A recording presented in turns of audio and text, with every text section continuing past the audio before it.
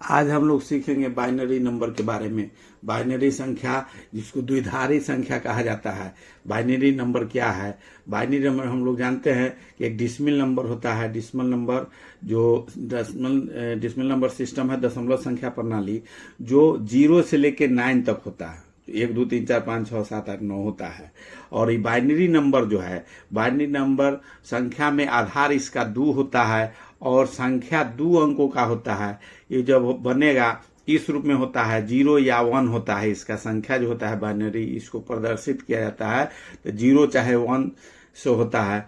और decimal number का जो होता है 9 नंबर, 10 गो संख्या टोटल होता है, तो 0 से लेकर 9 तक के होता है। इसका आधार जो होता है 10 होता है और इसका आधार होता है 2 होता है। अब इसमें हम लोग सीखेंगे कि डिसिमल नंबर से बाइनरी नंबर कैसे निकालते हैं और बाइनरी नंबर से डिसिमल नंबर कैसे निकालेंगे, उसको देखते हैं आगे। बाइनरी नंबर डिसिमल नंबर से बाइनरी नंबर निकालेंगे कैसे, उसको हम लोग हल करेंगे। हम लोग देखेंगे कि दशमलव नंबर से, जैसे दशमलव को बाइनरी संख्या में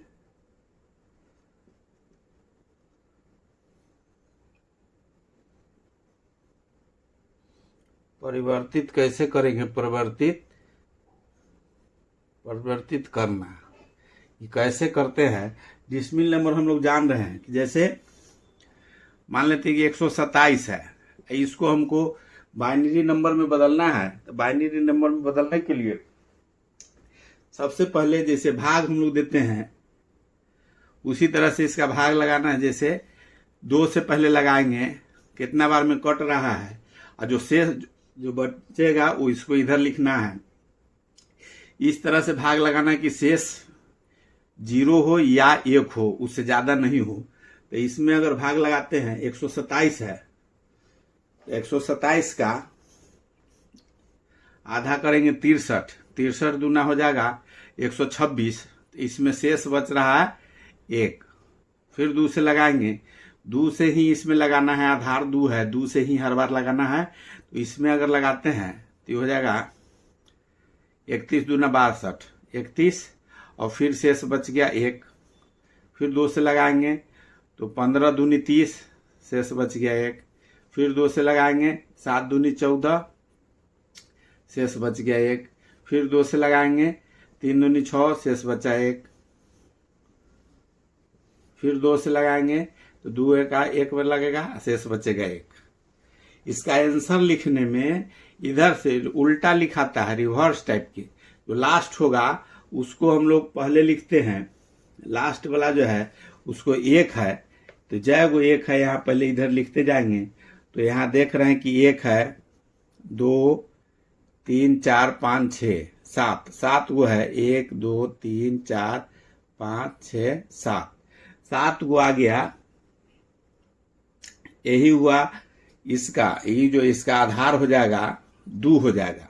ये द्विधारी अंक, जैसे द्विधारी संख्या जो हो गया ये निकल गया। बाइनरी नंबर 127 है, इसको हम लोग लिख सकते हैं यहाँ 127 हुआ, इसका आधार 10 है और उसका बाइनरी बना जो द्विधारी अंकन बना, तो ये आ गया।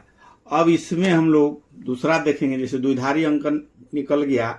अब इसका द्विधारी अंकन से अगर फिर हमको दशमलव में निकालना होगा तो कैसे निकालेंगे, उसको देखते हैं। द्विधारी से दशमलव में अगर परिवर्तन करना है, जैसे बाइनरी है, बाइनरी में देख लिए कि 7 को 1 आया हुआ था, 1 2 3 4 5 6 7, 7 को आया है, इसका आधार 2 है। इसको इसमें हम लोग लिख सकते हैं द्विधारी से दशमलव में बदलना। अगर इसको बदलना है तो इसमें जितना संख्या है उसमें हम लोग करते हैं, इसका जो भी होगा इसमें जैसे गुना करते हैं, इसमें लिखेंगे जय वो संख्या रहेगा। जैसे यहाँ 1 है, 1 गुने, 2 पर जितना पावर होगा, जैसे जैग होगा गुणनखंड में उतना पावर वहां देंगे। जैसे इसमें है सबसे बड़ा, इसमें है देखना कि जैसे 1 है, इसमें ऊपर 2 पर कितना पावर है, तो जितना संख्या रहेगा, जो संख्या रहेगा, जैसे यहाँ 1 2 3 4 5 6 हो जाएगा, 2 पर 6 पावर हो जाएगा। फिर दूसरा संख्या होगा 1 गुने 2 पर 5 पावर, फिर हो जाएगा 1 गुने 2 पर 4 पावर, फिर जोड़ हो जाएगा 1 गुने 2 पर 3 पावर। इसी तरह से लास्ट तक आएंगे, फिर हो जाएगा 1 गुने 2 पर 2 पावर जोड़ 1 गुने 2 पर 1 पावर जोड़ 1 गुने 2 पर 0 पावर। अब सबका हल निकालेंगे या जोड़ेंगे, देखते हैं कि संख्या पूर्ता है कि नहीं। सबको अगर जोड़ देते हैं तो 6, 1 में 6 से 6 पर 2 पर 6 पावर है, इसका मतलब 2 गुने 2 गुने 2 गुने 2 गुने 2 गुने 2 करते जाएंगे। 1 2 3 4 5 6 हो गया। ये 2 दूनी 4 दूनी 8 दूनी 16 दूनी 32 दूना 64, इसका निकल गया 64।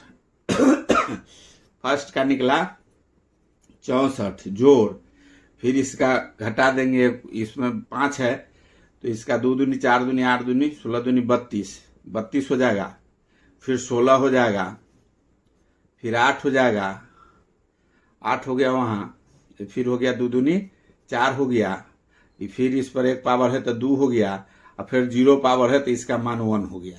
अब इस सबको जोड़ेंगे, 1 2 3 4 7 8 7 15 15 और 25 1 21 22 23 और 4 27 27 के साथ हाथ में 2 और 1 3 और 3 6 और 6 12, ये टोटल यह डिसिमल नंबर निकल गया। ये बाइनरी नंबर से डिसिमल नंबर में अगर बदलना है तो जितना संख्या रहता है उसका 2 पर पावर उतना लिख देते हैं आगे का।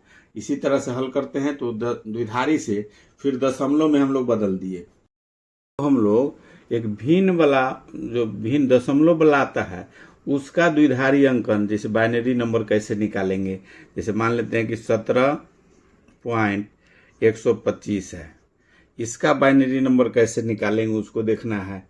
तो इसमें ई तो हो गया संख्या, दशमलव संख्या पद्धति जो बताया है उसका है, और इसमें बाइनरी नंबर निकालना है। तो इसमें बाइनरी नंबर निकालने के लिए इसका तो होता है 10 घात, अब बाइनरी में हम लोग को द्विधारी निकालना है। द्विधारी में इसमें 2 पार्ट हो गया, दशमलव के इधर जो है उसको इंटीगर पार्ट कहते हैं, इसको हो गया इंटीगर पार्ट, ये हो गया फ्रैक्शनल पार्ट। ये फ्रैक्शनल पार्ट हो गया इधर, और इधर इंटीगर पार्ट।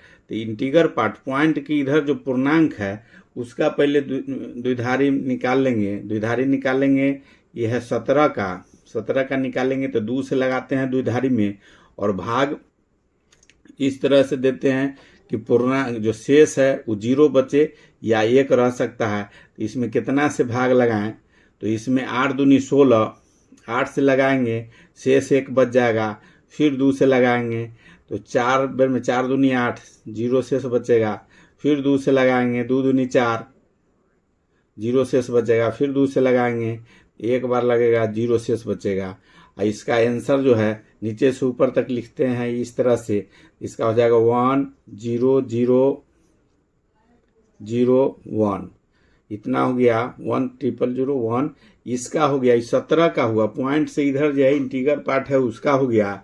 अब इसका जो फ्रैक्शनल पार्ट है उसका निकालना है। फ्रैक्शनल पार्ट हो गया 125, ये फ्रैक्शनल पार्ट है इधर, ये पॉइंट 125 है। इसका नियम है पॉइंट की इधर 0 हम लोग बैठाते हैं, 125 है। इसमें हम लोग को करना है कि 2 से गुना करते जाते हैं। पॉइंट की इधर वाला जो है फ्रैक्शनल का, इसका निकालने के लिए द्विधारी, इसमें द्विधारी निकालने के लिए 2 से गुना करते हैं। और जो 2 से गुना करेंगे, जैसे इसमें 125 में गुना करेंगे तब 500 हो जाएगा, 250 होगा, ये 250 हो जाएगा। 250 और इसका 250 ही हो गया, पॉइंट में रहेगा, 250 रहेगा। इसको हम लोग 250 जैसे पॉइंट में हो गया, 250 हो गया, और पॉइंट के इधर भी जीरो रहेगा। जिसे इसको हल करने के लिए पहले जीरो देंगे, पॉइंट देंगे, 250 देंगे, 250 हो गया। फिर 250 को 250 है, पॉइंट में इसमें 2 से गुना करेंगे तो 0.500 हो जाएगा। फिर 500 में ये पॉइंट 500 है, इसमें 2 से गुना करेंगे 1000 हो जाएगा। इसमें जीरो जब आया है, पॉइंट के इधर जो है वही आंसर लिखाता है, जीरो होगा। इसका में पॉइंट के इधर है जीरो तो जीरो लिखाएगा, इसमें है पॉइंट के इधर 1 आ गया तो इसका 1 हो गया। ये तब तक हम लोग 2 से गुना करते जाते हैं जब तक पॉइंट के इधर का जो भी अंक है जीरो नहीं होगा। पॉइंट के बाद का जो भी अंक जीरो जब तक नहीं आ जाएगा तब तक 2 से गुना करते जाएंगे। इसमें जो है ये फ्रैक्शनल पार्ट, पॉइंट के इधर वाला जो है, दशमलव के इधर साइड वाला का आंसर जब लिखेंगे तो नीचे से ऊपर तक, पॉइंट से इधर वाला के नीचे से ऊपर लिखते हैं, इसमें ऊपर से नीचे लिखेंगे तो इसका आंसर हो जाएगा। अब पॉइंट के बाद देते हैं, दशमलव के बाद, तो 001 आंसर आ जाएगा। अभी दोनों को जोड़ देंगे,